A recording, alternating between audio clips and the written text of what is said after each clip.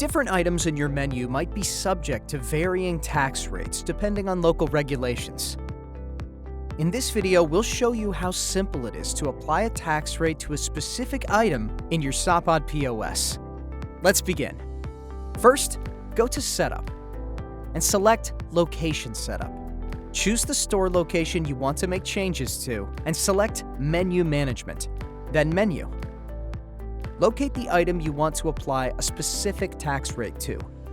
You can use the Search Dish field or find the item by category. You'll see a tax rate drop-down against each menu item. Click the drop-down menu and assign the applicable tax rate. Click Save. A pop-up notification will appear confirming that the changes you made are currently being processed. Lastly, proceed to Setup, Menu Setup, and click the Refresh POS and Online Menu button to apply the changes. If you're using the Sapaad online ordering module, we recommend you to sync the store settings by visiting Setup, Sapaad Add-ons, then select Sapaad Online Settings. Go to the Synchronize tab and click on Save to update your changes. And there you have it!